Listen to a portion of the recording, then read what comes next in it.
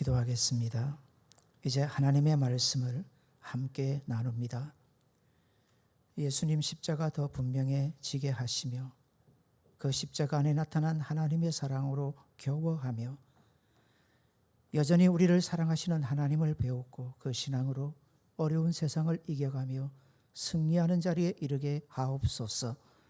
말씀을 전하는 부족한 종의 모습은 감추시고 우리 하나님의 지극히 아름다운 신만을 배움는 시간만 되게 하여 주옵소서.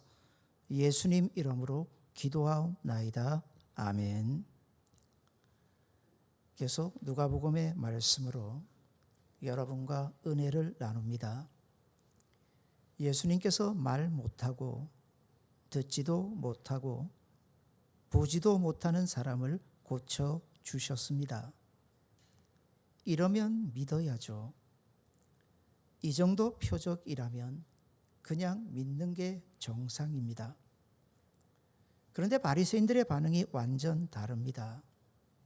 그렇게 능력을 행하시는 예수님을 보면서 오히려 귀신의 왕 바알세불의 힘을 빌어서 그리한다, 망령된 말을 쏟아냅니다. 그러면서 아주 무례하게 한 걸음 더 나아가 또 다른 표적을 예수님에게 요구를 합니다.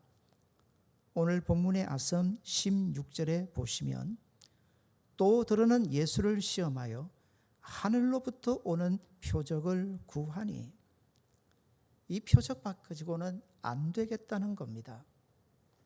정말 당신이 하나님이 보내신 메시아가 맞다면 우리에게 또 다른 하늘의 표적을 보여달라. 그렇게 말하는 그들에게 예수님이 하시는 말씀이 29절의 말씀입니다. 읽어드립니다.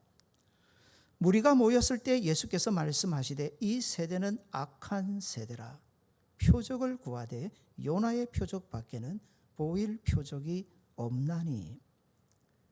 예수님께서 하셨던 말씀을 잠깐 풀어봅니다. 내가 이들 앞에 또 다른 기적과 이적과 표적을 행한들 그게 이들에게 무슨 소용이 있겠는가? 또 다른 표적을 보인들 이들을 과연 하나님께로 이끌 수 있겠는가? 이렇게 말씀하시는 예수님의 마음은 무척 아프셨을 겁니다. 어쩌면 탄식하시면서 하시는 말씀이 이거였습니다. 이제 다른 표적은 없다. 요나의 표적 밖에는 보여줄 게 없다. 그렇다면 요나의 표적은 어떤 표적일까요? 똑같은 내용을 기록하고 있는 마태복음 12장 40절로 가보시면 예수님은 이 요나의 표적이 어떤 표적인지를 친히 풀어주십니다. 읽어드립니다.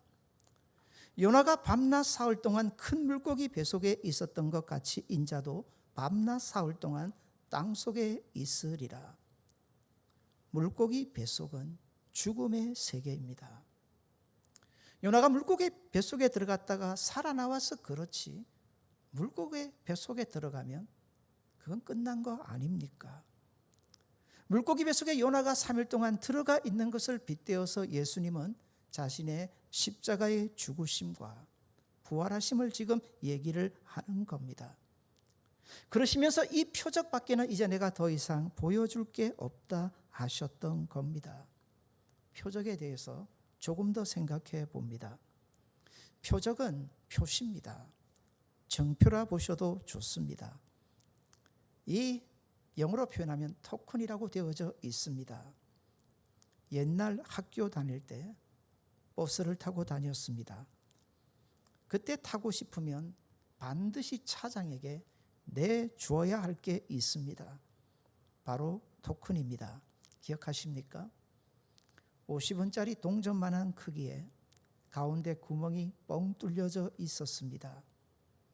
표적이란 게 바로 이 증표, 토큰이라는 의미입니다. 아무나 버스에 못 탑니다. 정말 타고 싶다면 반드시 그 증표, 이런 표시를 내야 합니다. 그겁니다. 지금 무리들이 예수님에게 요구하는 것은 바로 이런 표적입니다. 정말 당신이 하나님이 보내신 사람이 맞나? 얼마나 많은 표적을 행하셨습니까? 진짜 엄청난 표적들을 많이 행하셨습니다.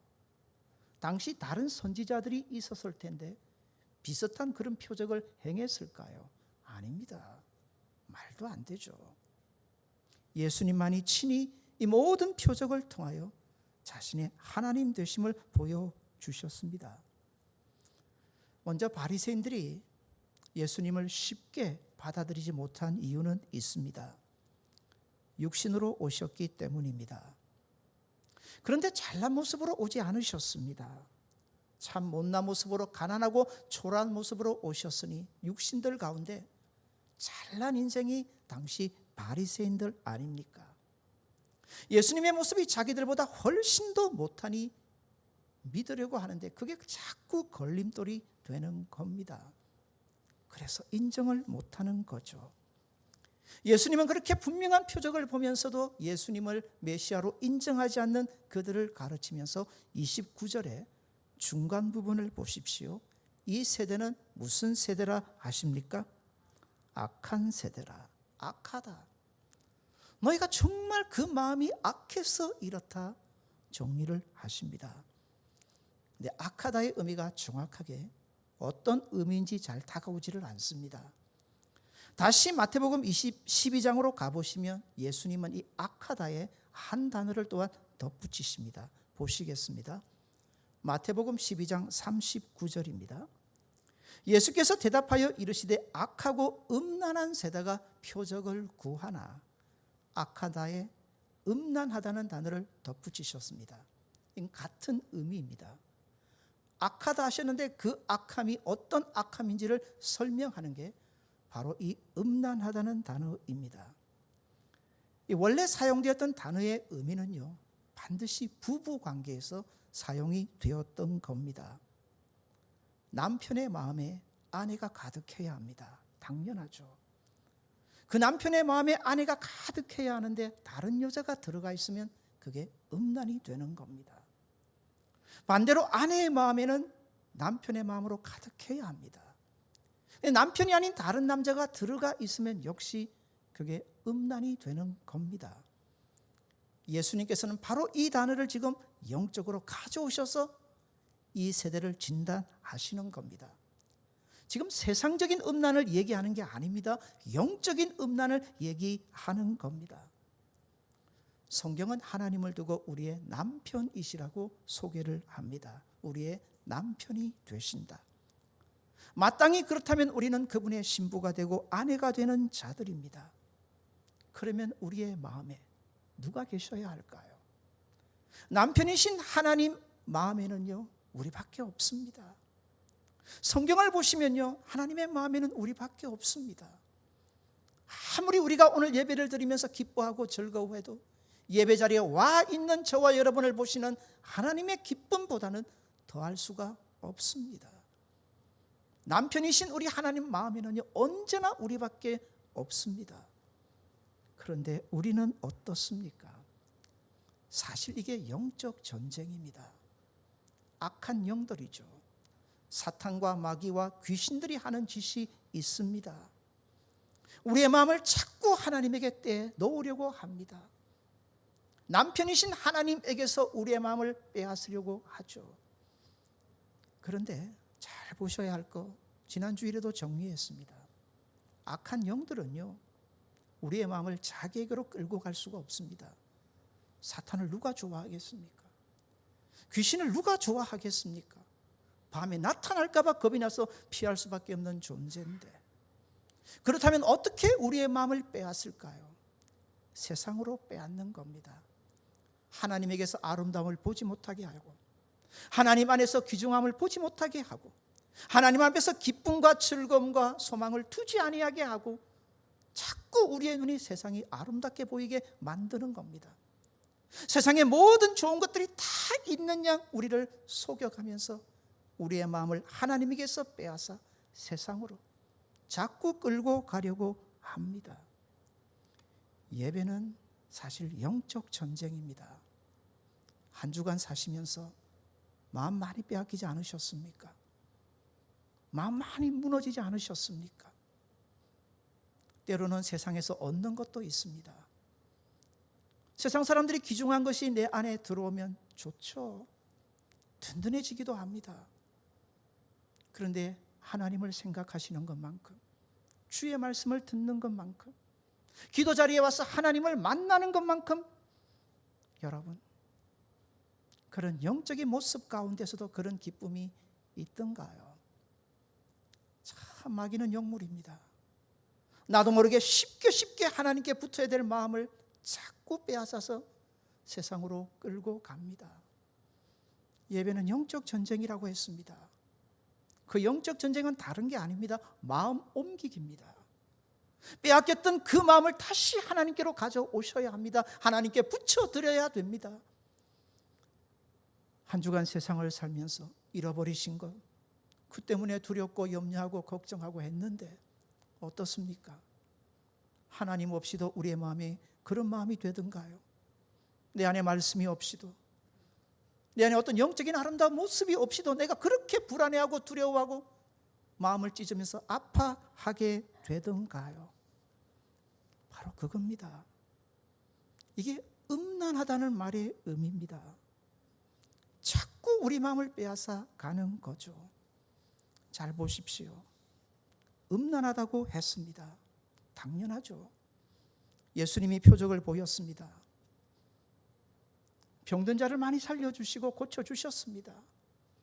죽은 자에게 생명도 주셨습니다. 그런데 시시한 겁니다. 특별히 이 바리새인들에게는 시시한 겁니다. 당시 유대인들이 바라던 메시아 관이 있었습니다. 저들은 결코 하늘을 바라보지 않았습니다. 전부 그들의 관심은 이 땅이었습니다. 아시는 것처럼 당시 유대는 로마의 지배를 받고 있었습니다. 메시아가 오신다면 엄청나게 강력한 힘을 가지고 오셔서 로마 정부를 완전히 깨트려 버리시고 자신들에게 온전한 자유를 줄 것을 기대했었습니다. 그리고 자신들이 이 땅을 살면서 모든 좋은 것들, 아름다운 것들, 귀한 것들 마음껏 누리며 사는 그날이 올 것으로 이해를 했었습니다. 유토피아를 오셔서 하늘이 아닙니다. 이 땅에 만들어 줄 것을 기대를 했었습니다. 예수님께서 많은 이적을 행하셨을 때 유대인들의 반응이 사실 다르죠. 그런데 한 이적 앞에서는 유대인들이 미쳐버립니다. 그 반응이 엄청납니다. 어떤 기적이던가요? 예수님께서 오병이어의 기적을 행하셨을 때였습니다. 다른 기적과 비교할 수 없는 반응이 그들에게 나타납니다. 당시 헤롯이라는 왕이 있었습니다. 참 나쁜 왕입니다. 인정하지 않으면 백성들을 얼마나 힘들게 하는지 모릅니다. 그런 왕이 있음에도 불구하고 오병이어의 기적을 행하신 후 사람들이 미쳐서 어떻게 하던가요? 예수님을 왕으로 삼고자 했습니다. 예수님은 왕이십니다. 예수님은 왕이셨어요. 그런데 왜 자신을 왕으로 삼고자 하는 그들의 요구를 그 자리에서 냉정하게 거부해 버리셨습니까? 그들이 원하는 왕이 아니었기 때문입니다. 그들은 예수님을 보면서 이제 먹는 것, 마시는 것, 입고 사는 것 다 해결된 것을 본 겁니다. 저런 기적을 행하신다면 이때 먹는 것 때문에 무슨 걱정할 일이 있겠습니까? 먹고 마시고 이 땅 사는 문제 걱정할 게 하나도 없습니다. 그러니 예수님 우리의 왕이 되어 달라고 요구를 했지만 단번에 거절하셨습니다. 예수님은 이 땅의 문제를 풀려고 오신 게 아닙니다. 전적으로 하늘 아버지와 우리와의 관계, 하늘의 문제, 영적인 문제를 먼저 풀려고 오셨습니다. 사랑하는 여러분, 이게 정리가 되지 않으면 우리도 바리새인의 모습이 은연중에 나타날 수 있음을 경계하셔야 합니다.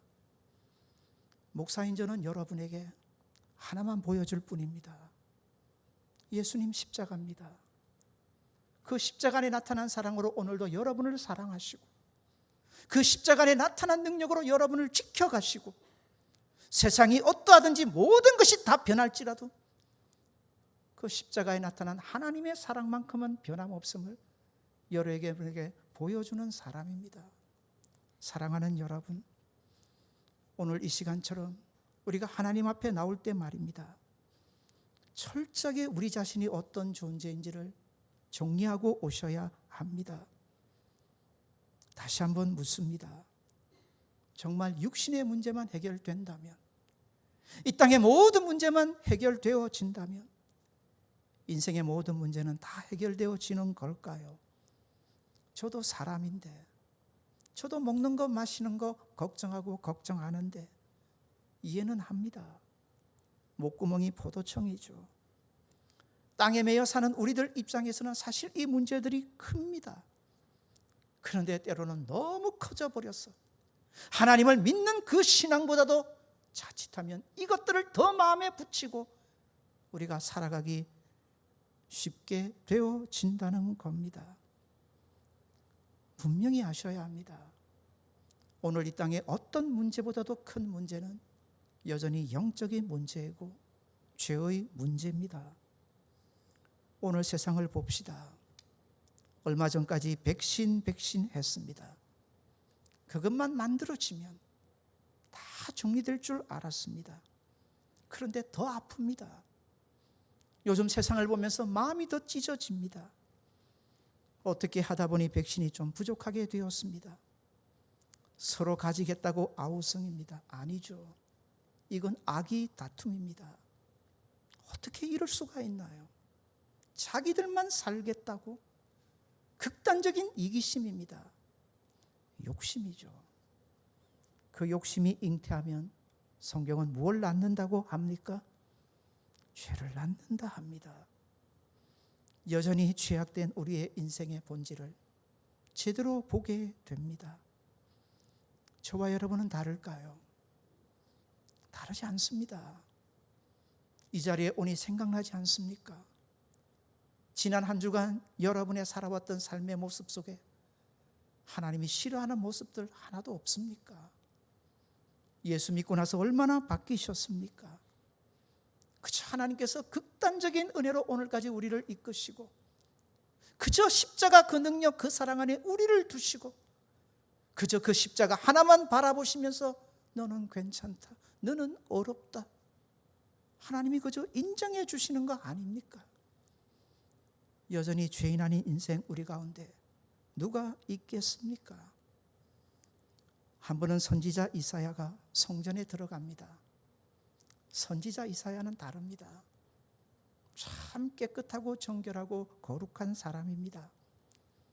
들어간 이유는 이스라엘 백성의 죄 때문입니다. 너무 아픈 거예요. 하나님의 백성이라 하는 이스라엘 백성이 하나님 앞에 범죄를 하는데 눈뜨고 볼 수가 없는 거예요. 그걸 하나님 앞에 하소연을 하러 가지고 들어갔습니다. 성전에 가득한 하나님의 영광을 봅니다. 하나님의 영광 앞에 자신을 세워보니 드러나는 것은 죄밖에 없습니다. 남의 죄가 아니었습니다. 남의 죄를 볼 틈이 어디 있습니까? 머리에서 발끝까지 철저하게 자신 안에 숨겨진 죄가 다 드러났는데요. 그래서 이사야 선지자가 하는 말입니다. 망하게 되었다고요. 다른 인생이 망하게 되었다는 게 아닙니다. 내가 망하게 되었다는 겁니다. 부정한 중에 하나님의 영광을 배웠기 때문에 내가 망하게 되었다. 사랑하는 여러분, 그게 오늘 우리 자신입니다. 그게 오늘 저와 여러분입니다. 이런 내 자신의 본질을 제대로 안다면 어찌 하나님 안 붙잡겠어요? 어찌 십자가 안 붙잡겠어요? 어찌 그 하나님의 사랑 때문에 기뻐하고 즐거워하고 만족하지 않을 수 있겠습니까? 내가 진짜 죄인임을 고백한다면 오늘의 최고의 표적은 하나입니다. 요나의 표적이죠. 바로 예수님의 십자가와 죽음과 부활을 통해 나타난 바로 그 표적을 얘기합니다. 사랑하는 여러분, 우리가 하나님 앞에 서면요, 악한 자들이 다 달라붙을 겁니다. 이제 결정적인 마지막 순간 아닙니까? 모세가 죽을 때 그랬거든요. 유다서 보면 모세가 죽을 때요, 그냥 마귀들이 다 달라붙습니다. 뭐 하는 줄 아십니까? 하나님 앞에서 지난날에 우리의 허물, 잘못, 숨겨진 모든 죄를 다 드러냅니다. 다 고해 바칠 겁니다. 그런데 놀라운 사실은 우리 하나님 변하실까요? 우리 하나님 변하실까요? 안 변하십니다. 안 변하십니다. 철저하게 그 십자가 하나로 우리를 감싸시고 하나님께로 우리를 들어가게 해 주신단 말입니다. 그런데 세상에 몰두하다 보면, 세상의 것에 마음을 빼앗겨 버리면 십자가 그게 뭔데? 도대체 나와 무슨 상관이 있는데? 이런 꼴이 되어 버릴 수 있다는 겁니다.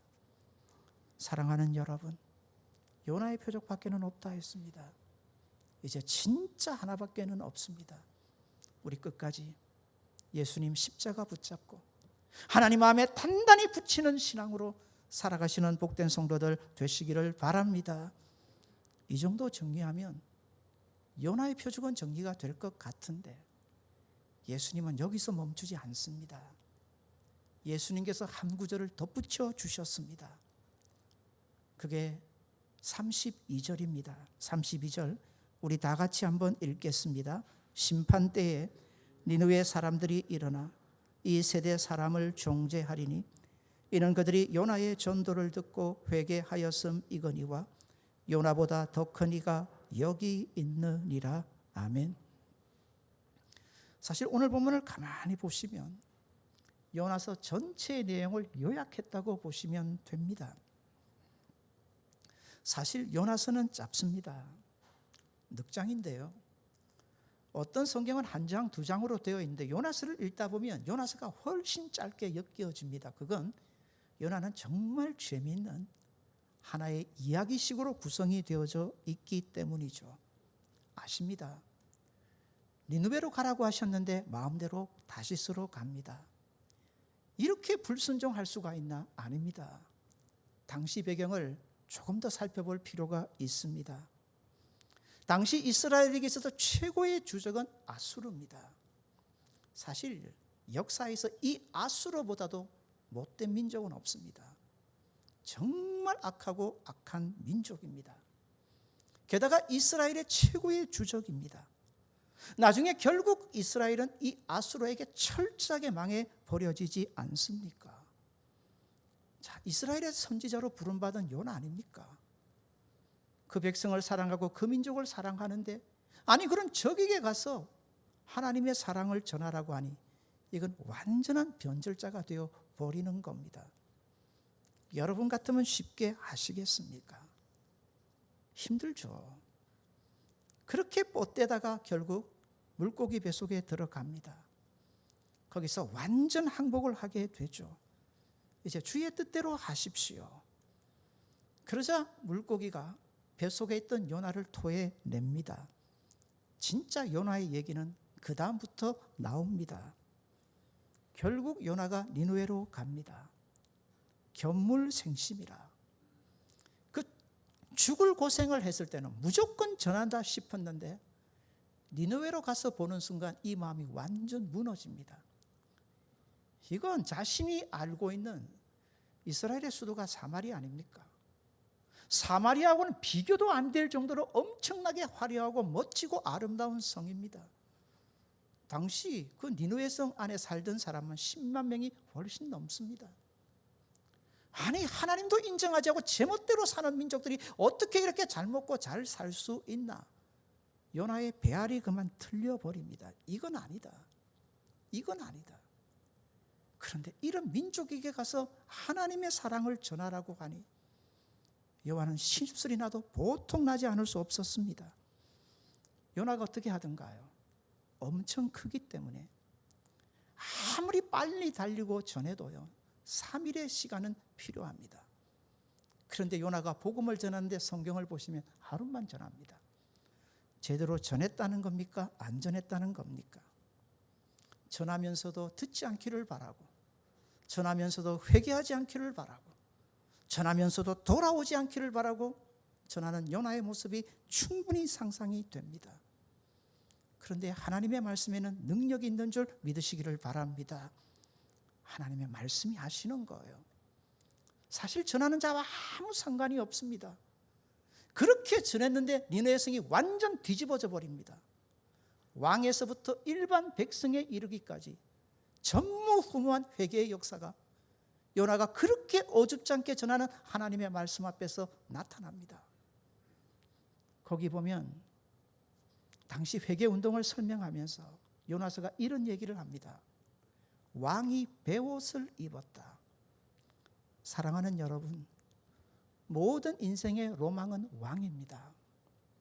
왕이 입고 있는 거 부러워하고, 왕이 먹는 음식 부러워하고, 인생이라면 누구나 누구처럼 되기를 바랍니까? 왕처럼 나도 그렇게 살기를 바랍니다. 그런데 그 왕이요, 그 모든 걸 다 집어던졌습니다. 그 모든 걸 다 집어던져버렸습니다. 그리고 베옷을 입었습니다. 이 의미는 이겁니다. 놀랍죠? 이제 세상의 모든 것을 내게 다 준다 해도 나는 하나님과 바꿀 수 없습니다. 내게는 하나님이 더 귀합니다. 하나님이 없다면 이 모든 거 아무 소용없습니다. 하나님이 내게 먼저입니다. 이 회개운동이 니느웨 성 안에 일어나게 되었던 겁니다. 요나가 역시 배알이 틀립니다. 회개하는 그 모습을 보고 더 견딜 수가 없어요. 그래서 요나가 하나님 앞에 2번 이렇게 말을 합니다. 좋습니다. 하나님 그리 하십시오. 좋습니다. 하나님 그리 하십시오. 그러나 그들 살리시려면 나를 죽이십시오. 그들 살리시려 하시면 이제 나를 죽여 주십시오. 요나는 그 고집을 끊지 않습니다. 그런데 더 대단한 것은 우리 하나님이십니다. 요나가 아무리 그래도 하나님 꺾든가요? 꺾지 않으시든가요? 안 꺾으십니다. 요나서가 재미있는 것은 다른 성경하고 다릅니다. 하나님께서 요나에게 질문을 던지시고 요나서는 끝이 납니다. 그 질문이 요나서 4장 11절입니다. 제가 읽어드립니다. 하물며 이 큰 성읍 니느웨에는 좌우를 분별하지 못하는 자가 12만여 명이요 가축도 많이 있나니. 그 다음 부분 같이 읽겠습니다. 내가 어찌 아끼지 아니하겠느냐 하시니라. 내가 어찌 아끼지 않겠는가. 앞에 더 말씀이 붙습니다. 박농골 얘기하시잖아요. 하룻밤 있다가 잠깐 사라질 박농골. 요나야, 너 아꼈지? 너 그렇게 아꼈지? 너 박농골 하나도 그렇게 아꼈는데 내가 어찌 이런 인생들을 아끼지 않겠는가? 궁금합니다. 정말 궁금한 게 있습니다. 질문을 던졌으면 뭘 해야 합니까? 질문을 던졌으면 뭘 해야 됩니까? 답을 해야 합니다. 요나가 어떻게 답을 했을까요? 그 끈질긴 하나님의 사랑 앞에, 그 변함없는 사랑, 하나님의 사랑 앞에, 그 무엇으로도 꺾어버릴 수 없는 하나님의 사랑 앞에 요나가 얼마나 안 된다고 했을까요? 니느웨와 아수르의 그 악함을 두고 하나님 이건 아니지 않습니까? 얼마나 옳고 그름을 따지며 얘기를 했겠어요. 답이 나와야죠. 요나가 무슨 답을 했을까요?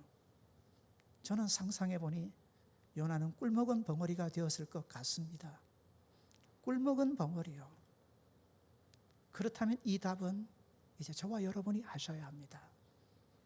이 답은 이제 저와 여러분이 하셔야 합니다. 니느웨를 향하는 그 극단적인 사랑을 통하여 하나님은 요나도 사랑하시고 이스라엘도 사랑하시고 우리를 얼마나 사랑하시는지 한 번 더 정리하며 보여주셨습니다.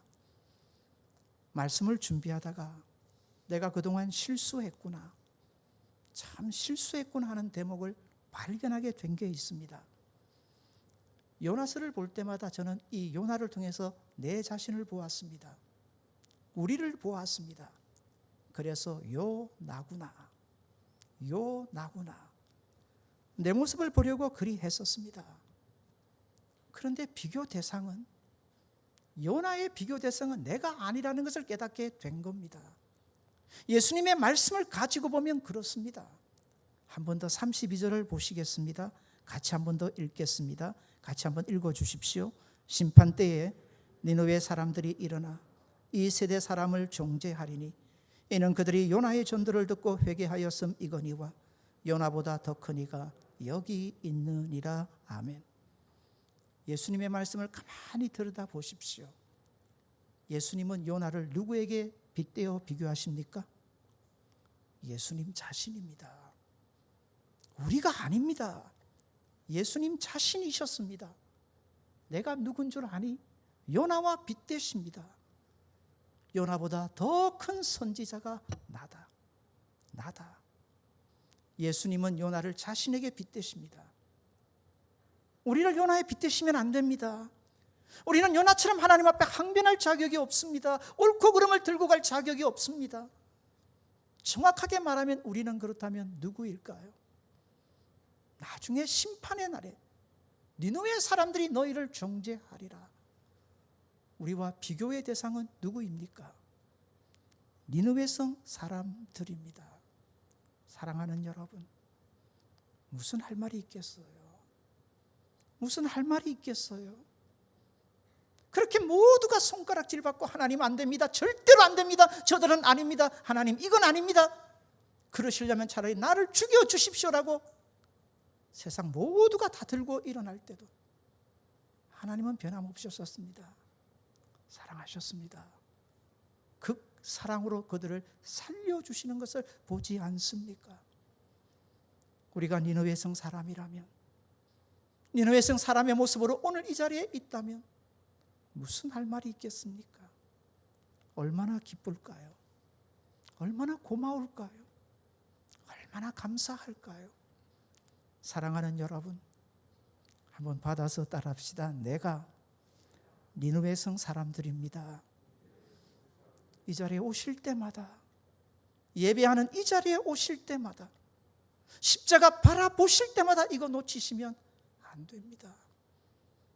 그러니 이 자리만 와도 십자가에 나타난 하나님의 그 큰 사랑만 생각해도 버겁고 감사하고 기쁘고 거기에 소망이 있고, 그래서 더 하나님 붙잡고 살려고 믿음으로 일어서는 우리의 모습이 되는 것 아니겠습니까? 사랑하는 여러분, 우리 성도님들 중에 7, 80대 이르신 분들이 있습니다. 어려운 시절을 살다 보니 그분들이 더 힘들 것 같아 제가 이렇게 한 번씩 묻습니다. 많이 어려우시죠? 그러면 가끔 그분들이 제게 이런 답을 합니다. 아이고, 목사님은 잘 모르시죠? 우리가 얼마나 험악한 세월을 살아왔는 줄 아십니까? 그러시면서 6.25 전쟁도 얘기를 하세요. 그 주변에 일어나는 말도 못할 끔찍한 시절들을 얘기를 하세요. 하시면서 하시는 말씀이 그런 세월도 살아왔는데 지금은 아무것도 아닙니다. 그런 모진 세월도 견뎌냈는데, 그 모진 세월도 견디게 하신 하나님을 내가 아는데 지금은 아무것도 아닙니다. 사랑하는 여러분, 오늘 세월이 아무리 어렵고 힘들어도, 아니 너무 어렵고 힘들어서 많은 것들이 내게서 떠나갈지라도 니느웨 성 사람들을 기억하십시오. 그들에게 그렇게 베푸셨던 그 엄청난 하나님의 사랑이 바뀔까요? 변화될까요? 변질될까요? 우리에게서 떠날까요? 아닙니다. 그 끔찍한 세월 중에서도 우리를 살려주시고 하나님의 사랑으로 우리를 채우셨는데 오늘도 그 사랑으로 우리를 채워주실 것을 믿으시는 저와 여러분 되시기를 바랍니다. 영원한 그 사랑으로 저와 여러분을 이끄실 하나님 더욱 의지하고 붙잡고 그 믿음으로, 그 믿음에 소망 두고 살아가시는 저와 여러분 되시기를 바랍니다. 이런 은혜가 있으면 좋겠습니다. 마음 옮기기입니다. 다시 한번 우리의 마음을 겸손히 옮겨 드립시다. 사실 어렵다 보면 자꾸 그 말만 들어도 두려움이 생겨요. 불안해져요. 때로는 나도 모르게 불평도 원망도 찾아와요. 근데 가만히 정리해 봅시다. 지난 금요 시간에 말씀을 나누면서 정리한 건데요, 진짜 세상의 문제예요? 아니면 우리 믿음의 문제가 생긴 걸까요? 세상은 다 떠나도요, 하나님은 영원히 우리의 하나님이세요. 하나님은 영원히 우리의 아버지세요. 세상이 다 바뀌어도 이건 안 바뀌어요. 믿으시죠? 이건 안 바뀌어요. 그 하나님의 사랑이 변함없는데 그 하나님의 능력 안에 우리가 있는데 두렵고 불안하고 때로는 짜증나고 불평도 원망도 나는 까닭은 우리의 마음이 하나님에게서 세상으로 너무 옮겨진 것 아닐까요? 그래서 자꾸 옮겨오셔야 돼요. 예수님 십자가 붙잡고 다시 하나님께로 옮겨오셔야 돼요. 사랑하는 여러분, 주어진 한 주간도 니느웨 백성들을 사랑하셨던 그 하나님 사랑에 내가 있음을 믿고 그 하나님도 의지하고 살아가시는 저와 여러분 되시기를 바랍니다. 우리 주신 말씀 기억하고 같이 한번 기도합시다. 사랑하는 여러분, 표적을 구합니다. 이 땅의 표적이죠. 먹고 살게 해달라. 오늘 이 땅의 모든 문제들 풀어달라. 오병이어의 기적으로 예수님 왕으로 삼으려고 바라겠던 이스라엘 백성들을 봅니다. 예수님 다 거절하셨습니다. 그들의 더 본질적인 문제를 알았기 때문입니다. 우리는 하나님 없이 살 수 없는 인생입니다. 하나님의 은혜로, 하나님의 사랑으로, 하나님 그 능력으로 살아갈 인생들입니다. 세상의 것이 아닙니다. 근데 자꾸 우리의 마음이 세상으로 옮겨질 때 있습니다. 그때마다 오셔야 합니다.